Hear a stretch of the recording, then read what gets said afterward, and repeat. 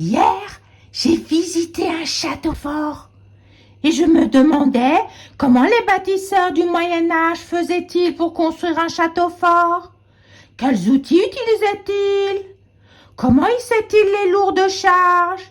Et comment les pierres tiennent-elles entre elles? Ah, mais je sais où je vais t'emmener aujourd'hui.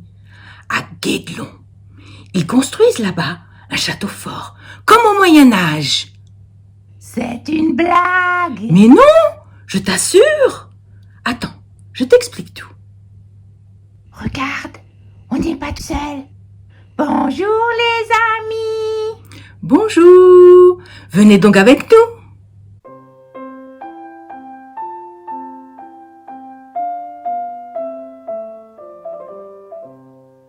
À Guédelon, nous faisons un voyage dans le temps, au Moyen-Âge, plus précisément au XIIIe siècle. Nous sommes alors à l'époque de Louis IX, futur Saint-Louis, roi de France capétien. Imaginons un petit seigneur chevalier nommé Gilbert, qui décide de faire bâtir son château. Et nous voilà sur le chantier de Guédelon. Mais c'est quoi, Guédelon? Avant 1998, il n'y avait absolument rien sur cet espace naturel. Pas de ruines, pas de vestiges, pas de traces d'un quelconque édifice. Guédelon est bel et bien un château neuf.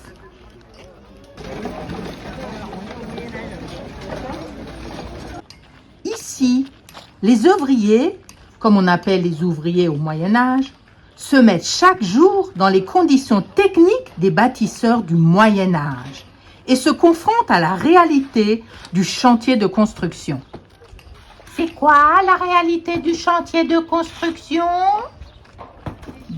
C'est les délais, la tenue des ouvrages architecturaux, l'approvisionnement des matériaux et aussi les conditions météorologiques. Guédelon, c'est un laboratoire à ciel ouvert. Ici, on fait de l'archéologie expérimentale. C'est quoi de l'archéologie expérimentale? Il s'agit de recréer, de tester, de rater parfois, pour en déduire une technique ou un usage. Ah, d'accord. Et c'est où qu'ils construisent ce château fort? En Bourgogne, plus précisément à Trény, dans l'Yonne, dans la forêt de Guédelon. Ah, c'est pour ça que le château s'appelle comme ça. Oui. Pourquoi la forêt de Guédelon? L'emplacement d'un château au Moyen-Âge n'est jamais le fruit du hasard. Il a été nécessaire de trouver un terrain sur lequel les œuvriers auraient à disposition l'essentiel des matériaux. Une forêt, une carrière de pierre, de la terre, du sable, de l'eau. C'est qui les ouvriers qui travaillent au château? La pierre brune de la carrière de Guédelon, qui est du grès ferrugineux, est extraite par les carriers. Puis, les tailleurs de pierre se mettent à l'œuvre. Leurs principaux outils sont le ciseau, la broche ou la chasse et la massette. Ils utilisent également la pige et l'équerre pour mesurer et contrôler leur travail. Un gabarit est une forme en bois qui reprend le contour exact de la pierre à tailler. Les gâcheurs sont les ouvriers qui préparent le mortier, la colle qui va permettre de sceller les pierres entre elles. Le mortier est composé de chaux aériennes, de sable et d'eau. La chaux aérienne étant fabriquée à partir du calcaire. Les vannières tressent l'osier pour former les paniers du chantier. Elles réalisent les solides paniers plats à anses appelés les mannes. Moins lourdes que des seaux en bois, elles permettent de transporter plusieurs kilos de mortier. Les maçons sont très souvent représentés sur les miniatures médiévales en train de travailler sur les murs en élévation, avec les 3 outils indispensables à leur métier, la truelle, le fil à plomb et l'archipendule.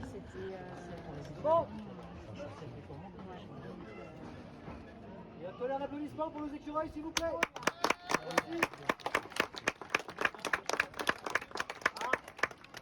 Mais les maçons ne se contentent pas de poser des pierres les unes sur les autres.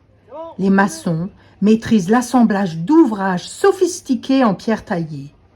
Le montage d'une voûte demande une mise en œuvre complexe. Les maçons savent poser chaque pierre afin que les charges de la voûte se répartissent équitablement. Au-delà de la géométrie, les maçons maîtrisent les calculs de charges. Les charpentiers utilisent essentiellement le chêne de la forêt de Guédelon. Ils réalisent tous les ouvrages en bois du château, charpentes, portes, coffrages, ainsi que les échafaudages et les engins de levage nécessaires à la construction. Ils réalisent également l'ensemble du petit matériel, comme les brouettes, les archipendules et autres outils en bois. Les forgerons sont indispensables au bon fonctionnement quotidien de la construction. Ils fabriquent et réparent les outils usés, tels les broches, les ciseaux, les chasses. En contact permanent avec le maître d'œuvre, les forgerons assurent également la fabrication des clous, gonds, pentures de portes, grilles, ainsi que toutes les ferronneries ouvragées des portes. D'autres œuvriers utilisent l'argile extraite du sol du chantier. La potière façonne sur son tour à pied tous les contenants pour les aliments, tels que les jarres, les cruches, les écuelles, les pichets, mais aussi des objets tels que des lampes à l'huile, des arrosoirs. Les tuiliers mouent et cuisent toutes les tuiles et carreaux de pavement du château. Alors que les tabaillonneurs réalisent les tuiles en bois pour une couverture moins onéreuse qu'avec des tuiles en terre cuite. À partir du sol de Guédelon, nous obtenons une quinzaine de couleurs. Tous ces pigments obtenus nous permettent de réaliser les peintures murales du château. Les cordiers de Guédelon utilisent le chanvre ou le lin pour réaliser leurs cordes. Et enfin, sur le chantier, les chevaux assurent la majorité des transports de matériaux lourds. Selon le type de matériaux à transporter, les charretières vont utiliser différents types d'attelage. Et maintenant, on visite le château? Oui, on va découvrir ce qu'ils ont déjà réalisé. C'est parti!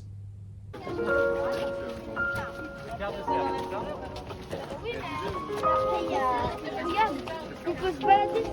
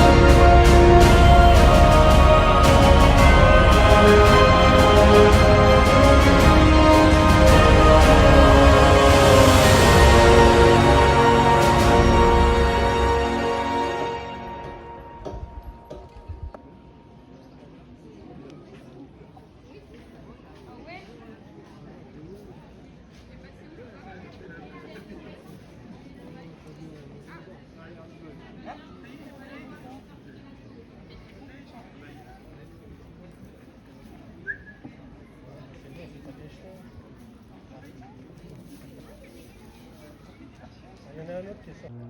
Mon animal préféré. C'est quoi, c'est un sanglier ou c'est ou un cochon? Un cochon noir. Cochon.